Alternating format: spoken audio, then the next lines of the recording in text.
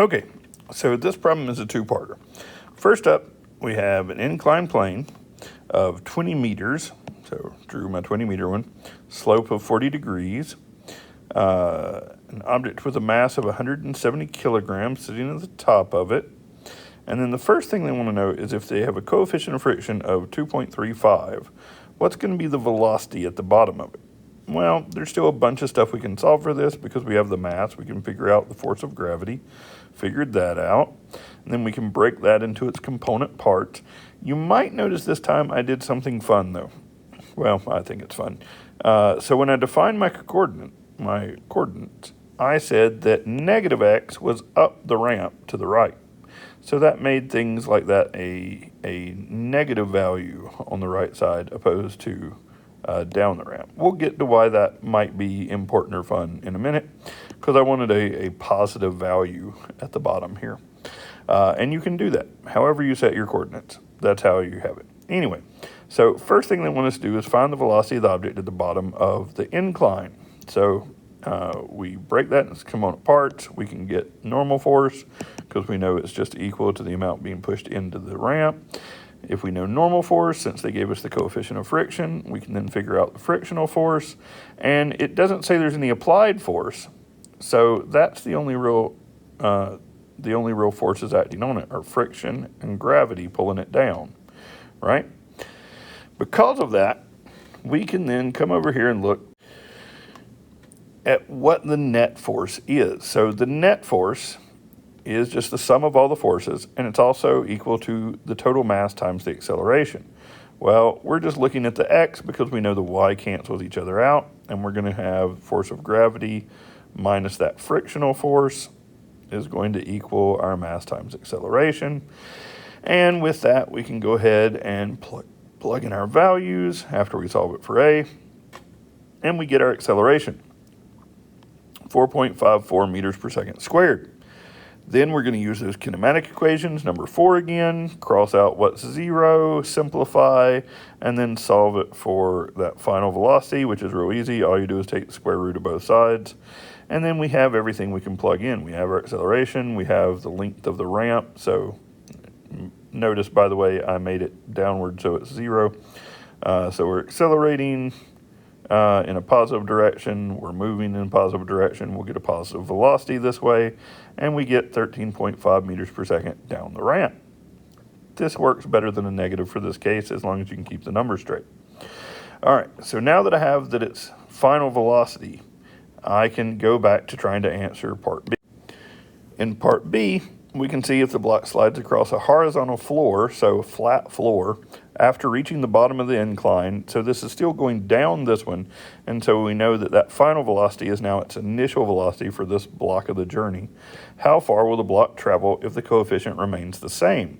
So same coefficient of friction, but now we don't have a gravitational force acting on it anymore. The only thing that'll be acting on it is friction, and we should be able to see that if we start to break this down. I have to draw out my diagram again because I'm not dealing with an incline anymore. But now I know the gravitational force based on the block's weight, or mass, you'll get that weight, which is the force of gravity, which is going to be the same as the normal force because there's no ramp this time. And then we know the coefficient of friction, so we can calculate the frictional force. And then by dividing that frictional force by its mass, we get its acceleration.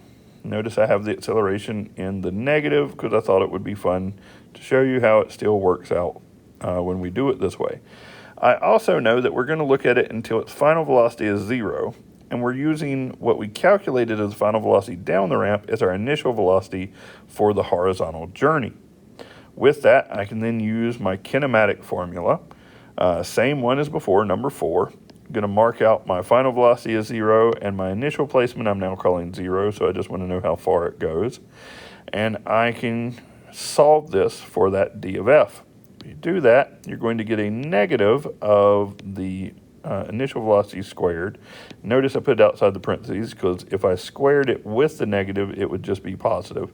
And I made the acceleration negative, so I wanted to keep it negative. So because of that, I have a negative of a squared value over top of 2 times the acceleration. That's going to make this bottom part negative, the top part negative, which will give me a positive number, which is what I wanted because it should be moving to the left, which I said was a positive value now. And I get that it's 39.4 meters. And that's how you solve that one, A and B. In this problem, we have a box with a mass of 80 kilograms dragged across a rough horizontal floor. Horizontal just means it's flat on the ground, so no angles in this one. For the floor. By means of a rope tied on the front of it. The coefficient of friction between the box and the floor is 0.45. The angle of the rope and the floor is 38 degrees. So we do have to figure out an angle between the rope that's being pulled on the box and the floor. What force must be exerted on the rope to move the box at a constant velocity? Constant velocity is good because now we know that all the forces are going to balance out. First thing we can do is we can figure out gravity. We're given the mass, and we're assuming we're on Earth, so we know acceleration due to gravity, so we can get the force of gravity. We know that if this is being pulled at an angle, that we can divide whatever our force applied is to a x component and a y component. And those are just going to be of cosine, the regular force applied times cosine of theta or sine of theta. And then we also know that the normal force, because we're pulling part of it up, is not going to be completely equal to gravity, but gravity minus the amount that we're pulling up. That's important to figure out because then we need to figure out our frictional force. Our frictional force is equal to the normal force times the coefficient of friction. And we just said that normal force is equal to gravity minus the amount we're pulling up. And so really you can break it down into that force that we applied times sine of theta being subtracted from gravity times mu.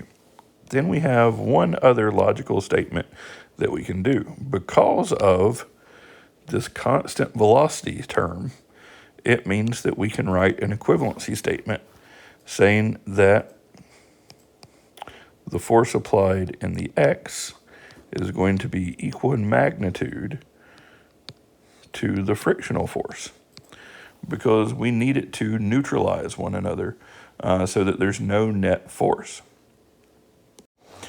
After we do that, it's simply a matter of breaking everything down until we're just using that force applied and other variables that we know. So we know cosine, we know sine of theta, we know what mu is, we even knew what gravity was. We could calculate all of that. So if we use this equivalency and we break it down into these components, then we can then solve for f of a. To do that, I'm going to distribute the coefficient of friction to gravity and the amount we're pulling up. So I have it spread out there. Then I can subtract, or I can add to both sides this amount that we're pulling up so that I get both of my force applied on the same side. Now, if you notice, this is force applied times cosine of theta plus force applied times the coefficient of friction times sine of theta. Because it's multiplied by both of these, just as we distributed the coefficient of friction, we can pull that out of that statement so that now we have it in nice parentheses. We have f of a just multiplied by something, and it's easy to divide on both sides by that. And you can get what f of a actually equals. All mathematically possible. It's just a little bit of algebra to get there. Now we have every single one of these values. We can plug them in place, and you get that the force you have to apply is 331.25 newtons.